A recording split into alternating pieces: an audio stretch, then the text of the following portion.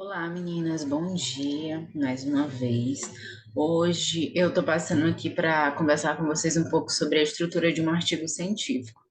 De já, nós já fizemos um resumo, né, para o evento da Croton, então eu sugiro que vocês aumentem o número de palavras e caracteres em cada sessão, igual vocês aprenderam aqui, e também como vocês aprenderam na disciplina de MCT com os professores de vocês, tá? Para que a gente transforme isso em capítulo de livro. Algumas das meninas já têm um livro que a gente publicou, então que sigam aquele modelo para aumentar o resumo de vocês, para que ele fique como um capítulo de livro que a gente consiga submeter ainda agora nas férias, que eu acho que é possível, porque vocês estão com um tempo a mais, né? Que geralmente a gente não tem na faculdade. Por isso que, inclusive, eu estou gravando aqui, já que a gente não pode ter reuniões ou estarmos de férias. Então, hoje a gente vai falar sobre a estrutura do artigo científico.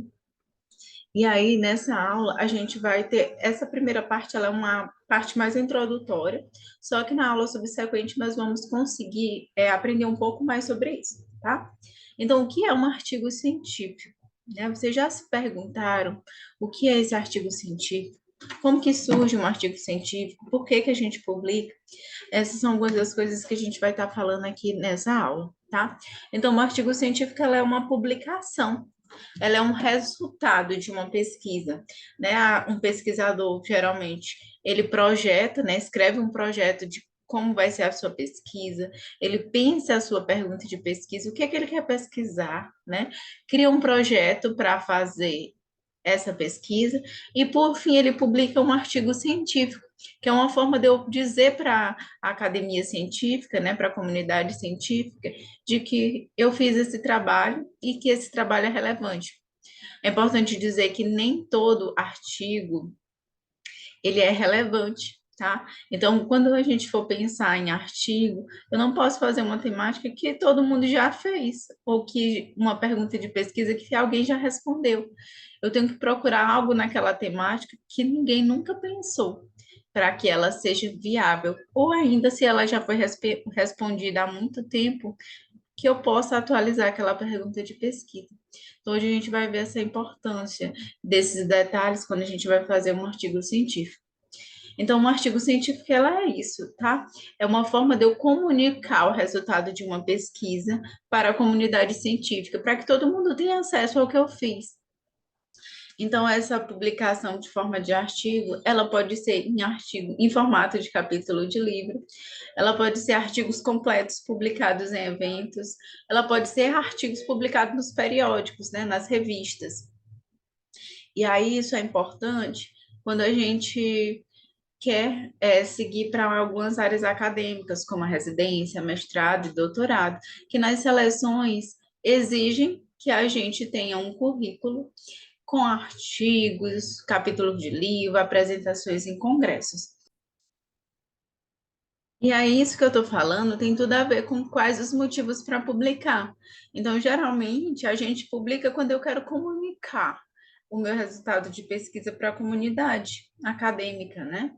Mas esses motivos para publicar ao longo do tempo, elas vêm sendo mutadas pela uma cobrança que a gente tem em publicar mais. Então, quando a gente está numa universidade, principalmente, diferente das faculdades, a gente é cobrado em publicar, porque quanto mais eu publico, mais renome eu tenho naquela área e eu consigo passar mais facilmente nas seleções. Ou eu sou mais bem vista, ou ainda sou convidada para revisar, né, corrigir artigo de outras pessoas na revista, tá?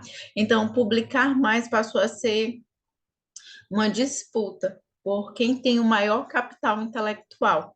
Então, por que que a gente publica? Vamos resumir aqui o que tem no slide.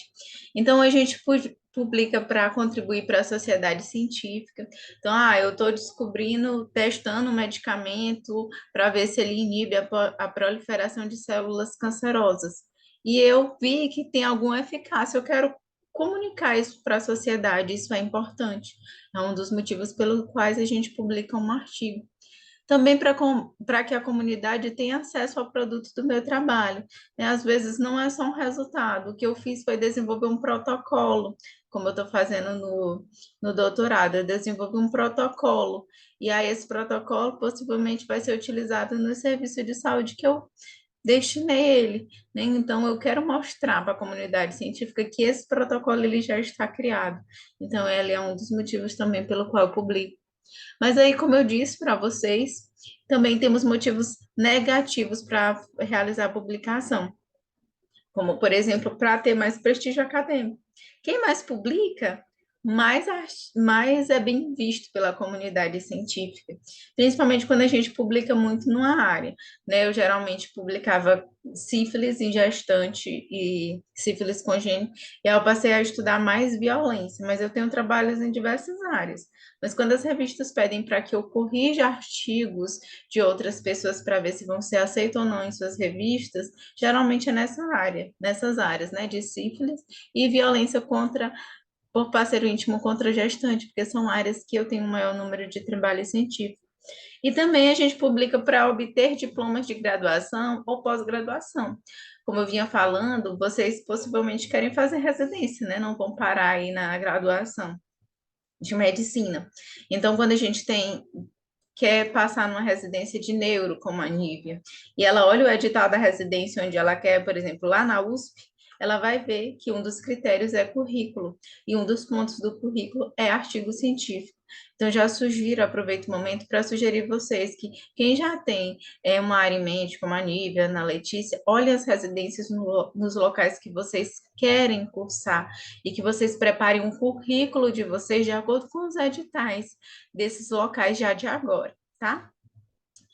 Então, quais os erros mais comuns em publicar um artigo, né?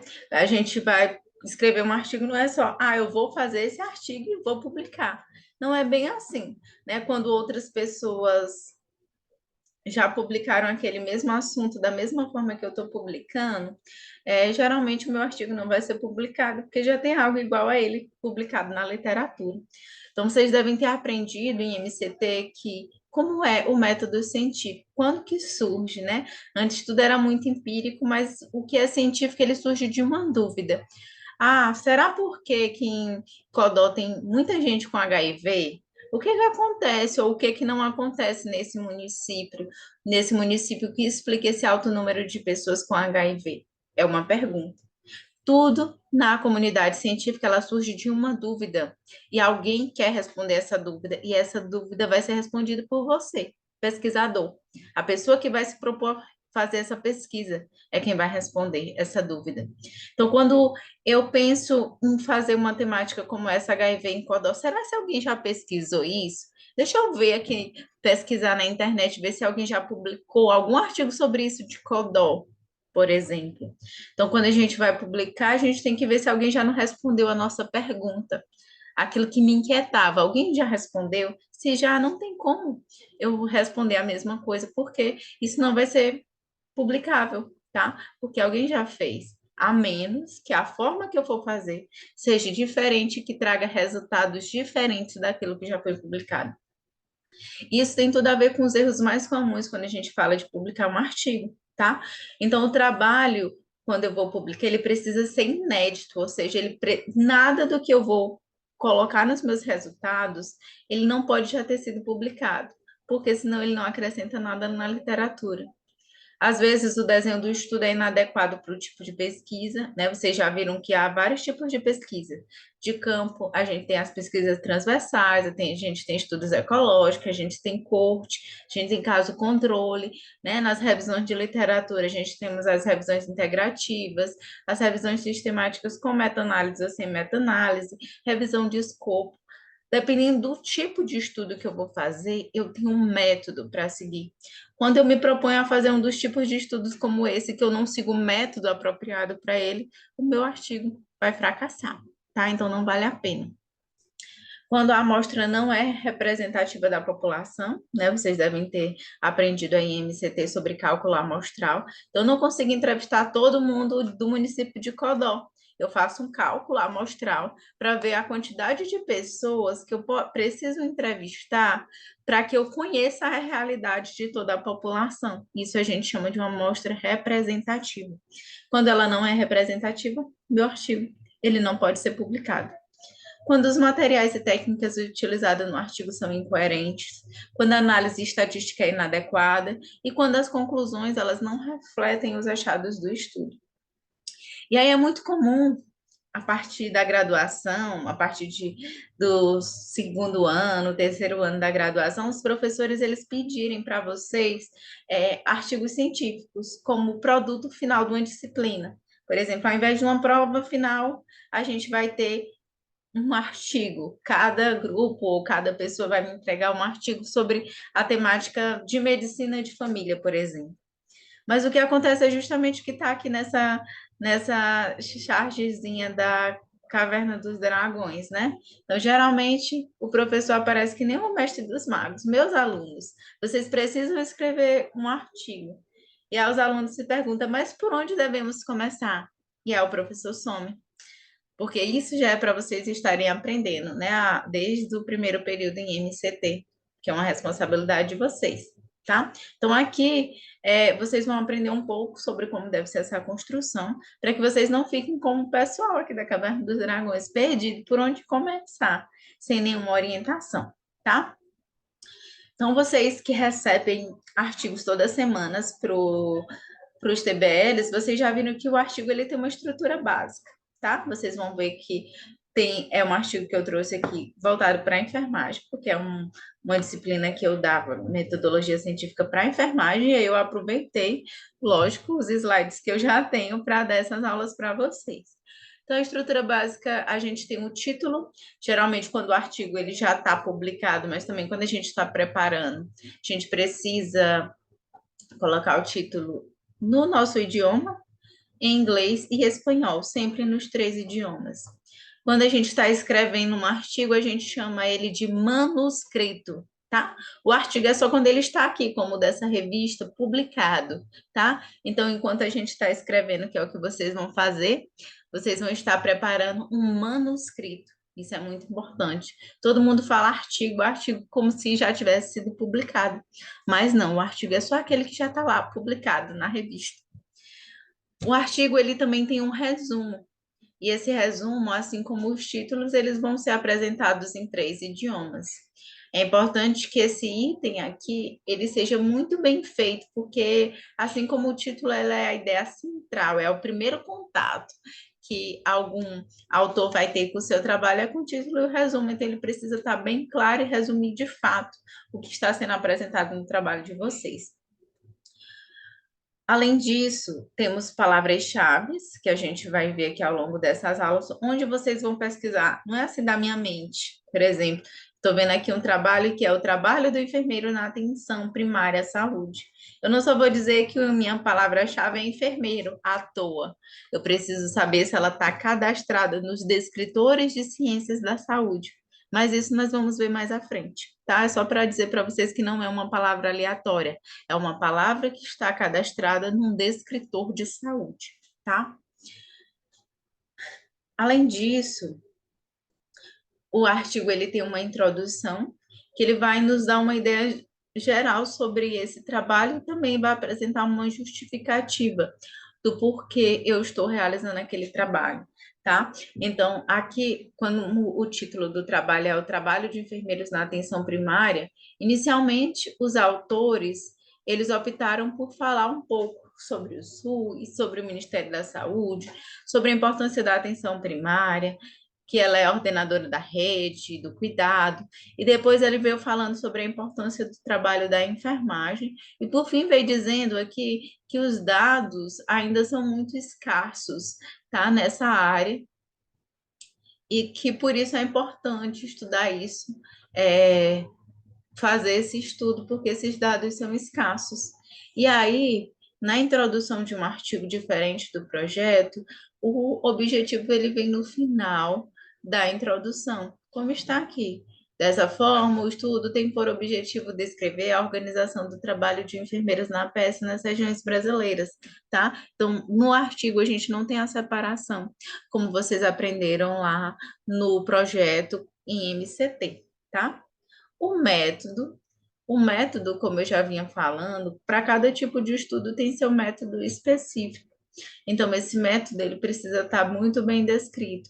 O método vão ser todo passo a passo que vocês vão seguir para construir a pesquisa de vocês, né? Quem já fez o resumo para o evento tem uma ideia melhor sobre o método. Eu acho que na próxima aula, que só é para você ter uma ideia da estrutura, mas a gente vai falar sobre cada uma dessas sessões na próxima aula, tá? Perdão.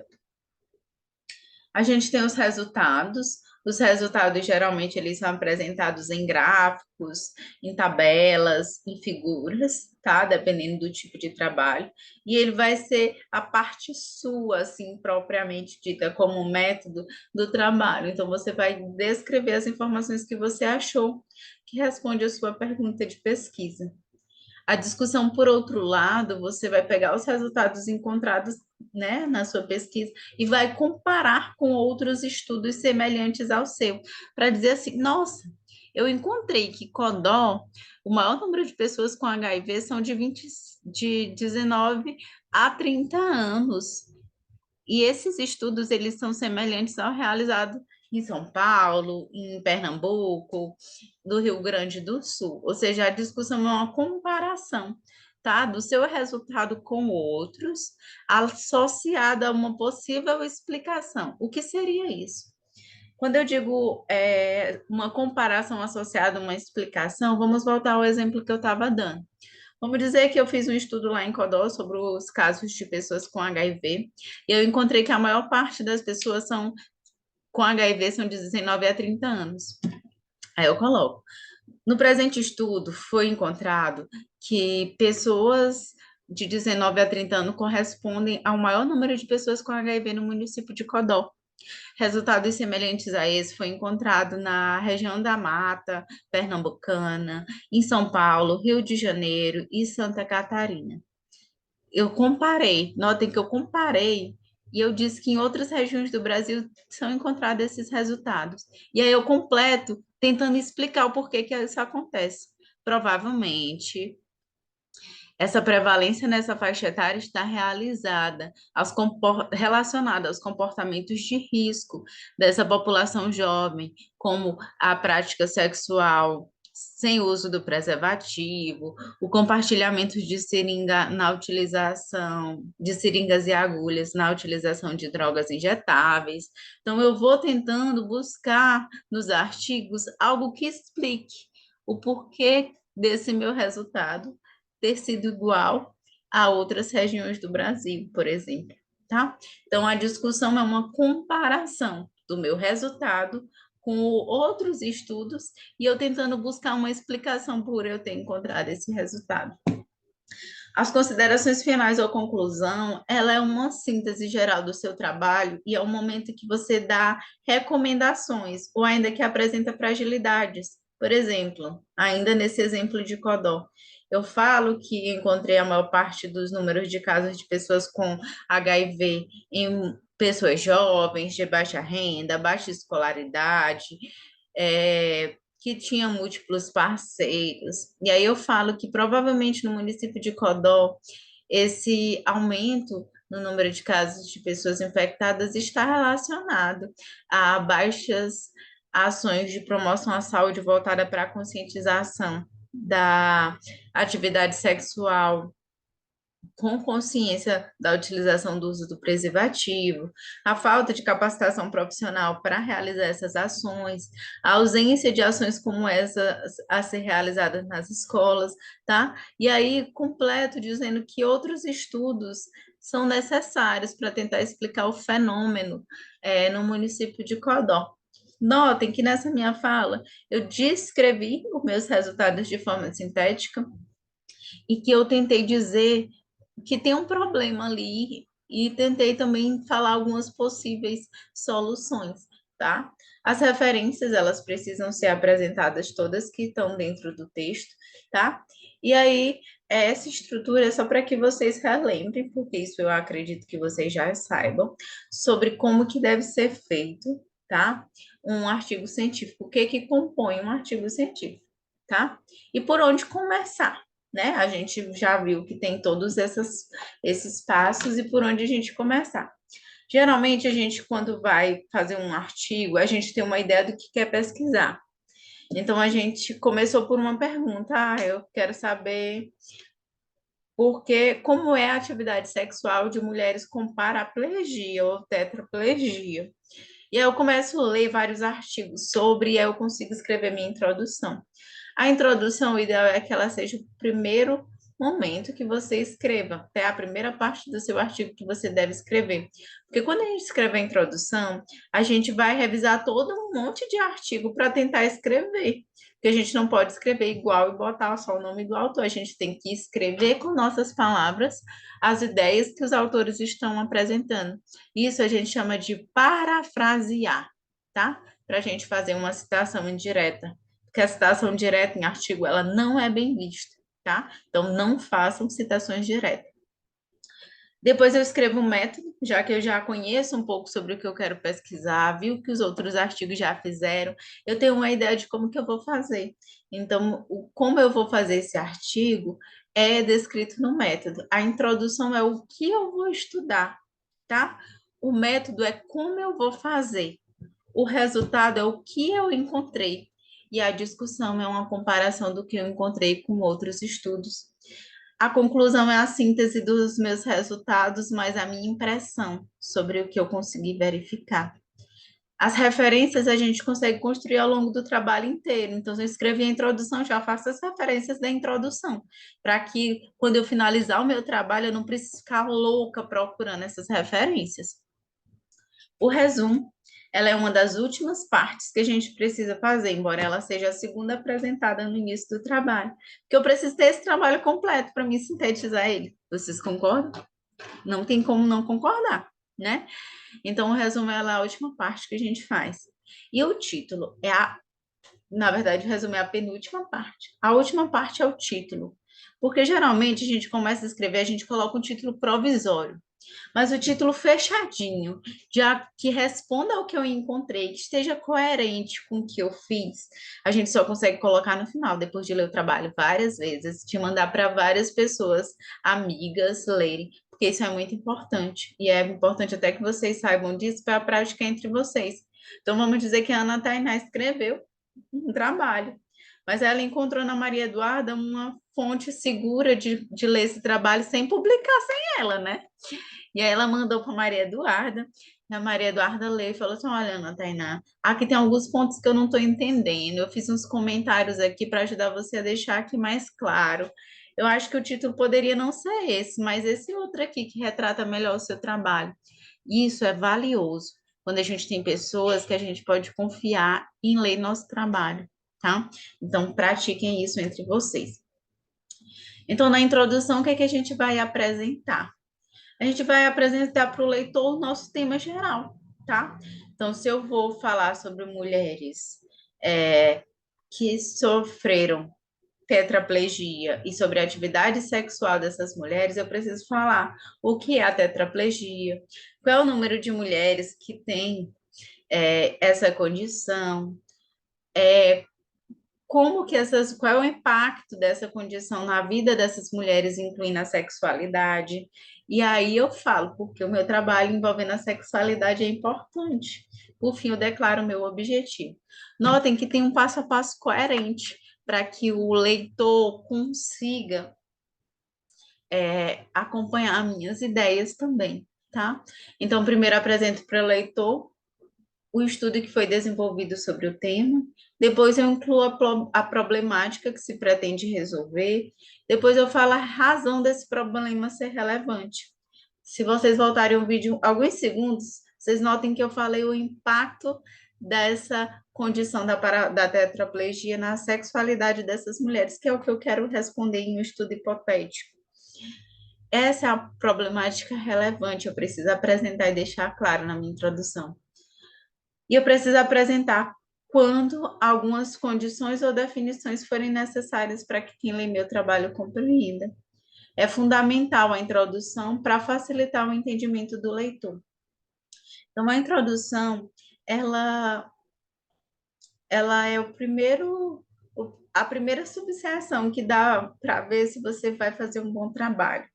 Porque o resumo é algo muito sintético. O título também é um resumo do resumo, né, do seu trabalho. E na introdução a gente vai conseguir ver se esse autor, quem está escrevendo, tem uma ideia coerente sobre o que ele vai escrever. Só escreve bem quem lê muito, tá? E o processo da escrita, ele não é um processo da noite para o dia, né? Ela é um processo solitário, ela é um processo que requer muito trabalho de leitura de outros trabalhos semelhantes, para que você, de fato, internalize o tema que você vai fazer, que você tenha um conhecimento já sólido para que você comece a escrever, tá? É importante que vocês saibam que é um processo lento. Então, não é em 2 dias que vocês vão fazer uma introdução, tá? É um processo que às vezes a gente senta na frente do computador, um final de semana inteiro sai um parágrafo, tá? A noite inteira sai 2 linhas, tá? Porque requer uma prática. Lógico, quanto mais você escreve, mais fácil fica, tá? Então, ao longo do tempo, quando vocês forem se aperfeiçoando na pesquisa, mais fácil vai ficar. E que vocês compreendam que é um processo, tá? Então, não vai ser assim do dia para a noite, vai precisar de várias correções no início, mas vai chegar um momento que vocês mesmos vão conseguir corrigir um das outras, tá? Além disso, a introdução apresenta o problema a ser investigado e também há uma fundamentação do objetivo. Então, geralmente, quando a gente vai fazer uma pesquisa, como eu disse lá no início desse slide, ela precisa, o ideal é que ela seja inédita, né? Ninguém vai procurar o pó da pólvora, né? Porque a gente não está procurando, não é fazer uma tese de doutorado. Mas eu preciso dizer assim, olha, embora esse tema da sexualidade de mulheres com tetraplegia ela seja relevante, poucos estudos têm sido publicados sobre esse impacto dessa condição na sexualidade dessas mulheres. No município de Coroatá, por exemplo, não há estudos que relatem o impacto dessa condição em mulheres com tetraplegia, né, e em sua sexualidade. Por isso, o objetivo dessa pesquisa é descrever o impacto na sexualidade de mulheres com tetraplegia. Notem que tem uma fundamentação, estou explicando que na literatura já tem estudos sobre isso, mas que eles são muito escassos e que no município específico, eu citei o de Coroatá, não tem estudos sobre isso. E aí, por fim, eu declaro o objetivo. Porque, como eu disse lá, quando eu estava apresentando um artigo, o objetivo em um artigo, ele é no final da introdução. E como testar se sua introdução está bem escrita, né? Porque às vezes a gente escreve e reescreve e lê e acha mais problemas. E como eu vou ver se ela está bem escrita? Primeiro, você vai retirar o objetivo e vai pedir para alguém ler, né? Lindo esse trabalho, linda essa introdução. Você acha que qual vai ser o objetivo da minha pesquisa? Né? Troque entre vocês, como no exemplo que eu citei, Ana Tainá e Maria Eduarda, Nívia e Ana Letícia, né? Amaílis e Brenda, né? Notem que isso é importante, porque ninguém constrói um trabalho sozinho. E mesmo que às vezes a gente construa sozinho, a gente não consegue publicar o trabalho sozinho, né? Quem está na graduação sempre precisa de um orientador para publicar, porque não publica só quem é estudante, né? Então façam essa reflexão, testem, escrevam uma introdução, como eu citei no início do vídeo, né? É importante que vocês ampliem os resumos para a gente publicar em capítulo de livro. Então, escreva a introdução grande e mande para alguém para ver se vão conseguir detectar qual é o objetivo que você quer. Depois, se ele acertar qual é o objetivo, a sua introdução está ótima, ou seja, ela não precisa mais de correção. Caso contrário, se a pessoa não conseguiu chegar no objetivo e próximo ao que você propôs, então você vai precisar refazer, tá? É um exercício, eu posso mandar isso aqui para vocês depois, não tem problema, tá? E aí a gente vai no método. O método é o passo a passo, eu já disse para você, tem a metodologia, como todo mundo diz. Aqui eu trouxe uma metodologia de uma pesquisa de campo. Aqui ainda, em algumas aulas mais para frente, a gente vai aprender a fazer revisão de literatura. Só que eu só vou ensinar vocês depois que vocês ampliarem os resumos de vocês que foram para o congresso para capítulo de livro. Que aí a gente começa um outro artigo, tá? Nesse primeiro momento eu estou explicando, mas eu quero que vocês ampliem o de vocês. O de vocês, ele é uma pesquisa de banco de dados secundários, tá? E aí ela é uma pesquisa como essa, o método, a gente pode organizar assim. Então, pelo método, o leitor tem uma noção estrutural do planejamento e execução da pesquisa, possibilitando repetir o estudo. Na ciência, tudo o que a gente replica é científico. Então, vamos dizer, a Ana Letícia fez uma pesquisa, a Ana Tainá fez a pesquisa utilizando o mesmo método, Maria Eduarda também, e acharam o mesmo resultado. Isso é científico, diferente da arte, né? Que quando a gente replica da pirataria. Na ciência, não. Se eu fiz, eu segui um método e o meu colega vai seguir o mesmo método e achar o mesmo resultado, isso é científico, tá? Então, o método ele serve para isso, para quando alguém repetir o estudo, encontrar o mesmo resultado. O teor da escrita deve ser no passado, num artigo, né? No projeto, vocês sempre colocam no futuro, né? Será realizado? Aqui não. É tudo no passado, porque a gente está falando de artigo científico. Então, o tempo verbal é no passado. Informe tudo o que é necessário para a reprodução. Então, a gente precisa dizer qual é o tipo de pesquisa, como no de vocês, né, dos resumos enviados para o evento da CROC. Trata-se de um estudo ecológico, transversal, retrospectivo, realizado, aí a gente coloca o local, realizado através de um banco de dados secundário, do Sistema de Informação de Agravos de Notificação, o SINAM, do Ministério da Saúde, disponibilizados pelo Departamento de Informática do Sistema Único de Saúde, o DataSUS. Note que só nessa minha fala eu já falei o delineamento do estudo e o local em que ele foi realizado. Os participantes, né, foram, foram solicitados dados referente à violência contra a mulher no estado do Maranhão, no período de 2011 a 2022, né? E os procedimentos específicos foram selecionados as variáveis, né? Que é as variáveis que vocês têm no estudo. E a análise de dados foi realizada por meio de frequência simples e relativa, utilizando o Microsoft Excel.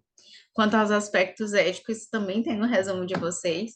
Foi seguida a resolução 510 de 2016, porque não há necessidade daquele tipo de estudo de ser submetido em comitê de ética em pesquisa. Nota que eu fui explicando todos esses passos aqui do método usando exemplos dos resumos de vocês. Então, o delineamento da pesquisa nada mais é do que o tipo de estudo, o local em que ele foi realizado, de vocês foi online, no SINAM, os participantes desse estudo, que foram mulheres vítimas de violência, os procedimentos específicos, né, foram selecionados, as variáveis, sexo, idade, escolaridade, foi exportado da DataSUS no formato tal, tudo isso a gente descreve. A análise de dados, que eu já falei, e o aspecto ético que a gente tem, inclusive, nos resumos de vocês, a resolução. Já os resultados, a análise dos resultados encontrados, ela deve ser relatada de forma sintética e organizada. Geralmente, quando a gente fala de estudo quantitativo, essa apresentação ela é em forma de tabelas ou de gráficos, tá? E esquemas. É preciso que antes desses gráficos e esquemas a gente destaque, faça um resumo, uma síntese desses resultados, mostrando apenas aquilo que foi mais prevalente em cada categoria de variável e mostre as suas bases empíricas originais obtidas em seu estudo. Artigo de revisão, bases empíricas, são aquelas dos trabalhos selecionados para compor a amostra. Isso aqui vocês só vão entender quando a gente falar de revisão de literatura.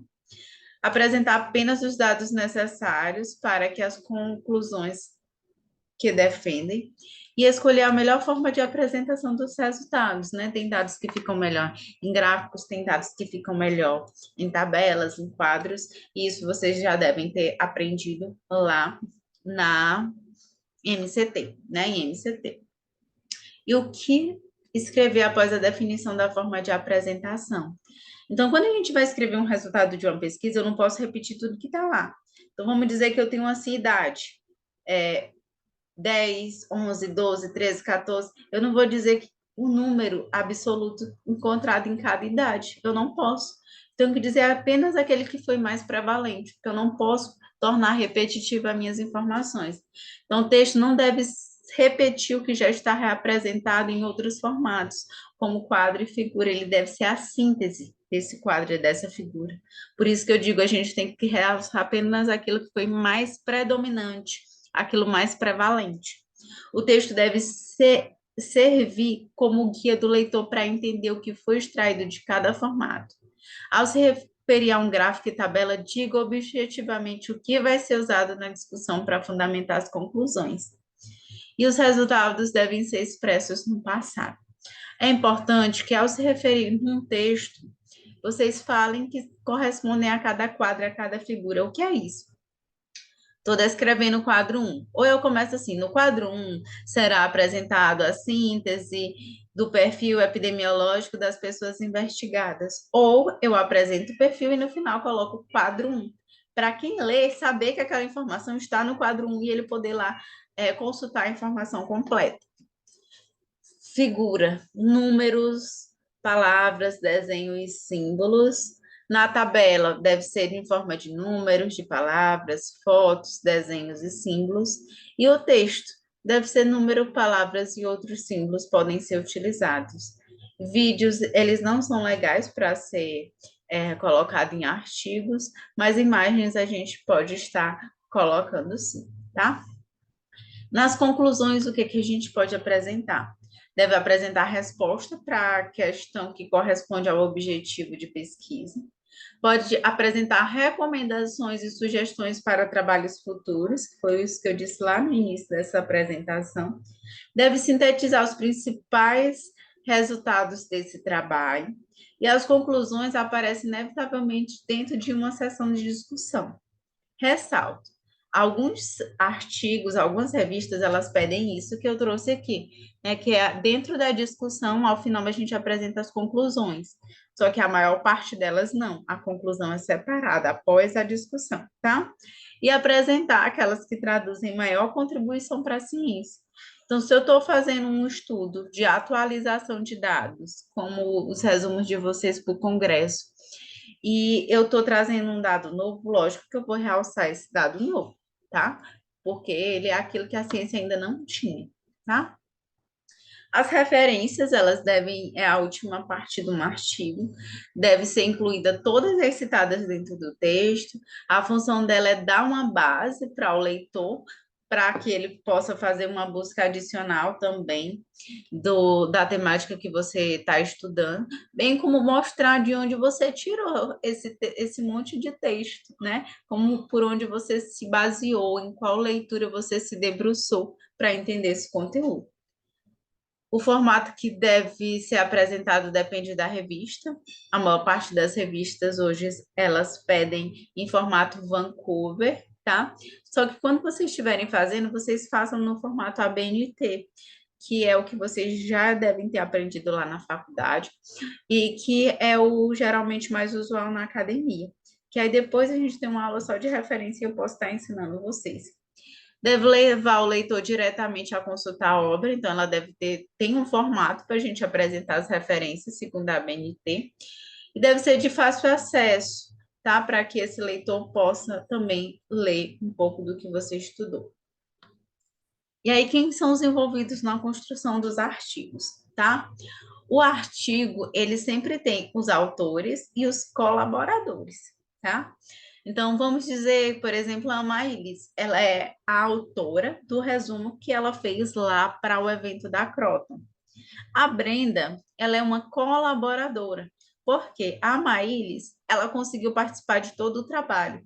Ela planejou, ela viu o tema, ela buscou os dados que a gente queria lá no DataSUS, e a Brenda, ela só colaborou porque o trabalho já estava meio caminho andado, tá? Então, a gente tem esses dois papéis. É muito comum, dentro da academia, a gente fazer assim. Não é certo, digo logo para vocês, que não é certo, mas que é comum, tá? Por exemplo, a Ana Letícia fez um trabalho, a Ana Maílis fez outros, e aí elas trocam os nomes. Isso é muito comum. É certo, professora? Não é certo, a menos que as duas participem dos dois trabalhos, tá? Que seria o ideal, tá? Mas nem todo mundo tem tempo. Mas eu tô falando para vocês que não é o certo, tá? E aí, para a gente escrever todas essas partes desse artigo, a gente tem alguns passo a passos para ter uma boa redação, tá? Desse artigo, que o artigo, ele é importante que o leitor ele compreenda, né? Então é importante que quem vai escrever conheça sobre o assunto. Por isso que antes de escolher um tema, vocês precisam ler bastante sobre ele. Precisa ser apropriada para os leitores, tá? Então, o meu público, né, é uma comunidade científica, entende termos técnicos, então ele precisa ser apropriado, não uma linguagem coloquial. Precisa ter um conhecimento de gramática, e isso é muito importante. E as revistas, elas sempre pedem para que a gente pague um corretor gramatical e ortográfico, tá? Para que esses trabalhos não sejam publicados com erro. E é preciso que você tenha tempo para se dedicar a uma escrita, porque, como eu disse para vocês, não é da noite para o dia que a gente consegue. A gente precisa ter sinceridade ao escrever, tá? E precisa ter muita prática, porque a gente só aprende a fazer um artigo fazendo um artigo, né? Não é eu assistindo uma aula que eu vou conseguir, a aula pode até me nortear, mas eu só vou conseguir lendo um artigo, eu pegando vários artigos e olhar as estruturas deles, depois eu vou ler os artigos da revista que eu quero publicar para ver como é a qualidade desses artigos. Aí eu vou e pego novos artigos sobre a temática que eu vou estudar para que eu consiga atingir o primeiro passo para uma boa escrita, que é conhecer bem o tema, tá? E aí precisa a gente ter um bom dicionário de sinônimos, né? Porque eu não posso copiar e colar, porque isso é plágio, isso é crime e tem uma penalização no Código Penal, né? Então a gente não quer ser preso. E aí a gente precisa ir mudando as palavras dos autores para dizer com as nossas palavras o que ele disse, de modo que não fique igual, né? E como eu já disse para vocês, isso a gente chama de paráfrase. Então, passos para uma boa redação: seja conciso, vá direto ao ponto, evite rodeios, evite sentenças longas e expressões desnecessárias, como ciência não é literatura, não é para distrair, é para informar. Use palavras curtas e simples, use termos concretos ao invés de abstrato, tá? E aí, a gente na escrita precisa seguir a regra do biquíni, né?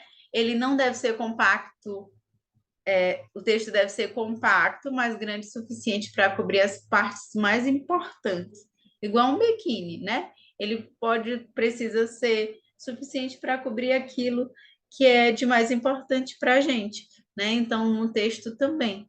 Ele precisa estar bem escrito para que cada etapa ela seja muito bem escrita e não cheia de linguiça, só para dizer que um texto é longo. Então, eu trago aqui uma frase só para a gente finalizar essa aula, para que vocês reflitam também, tá?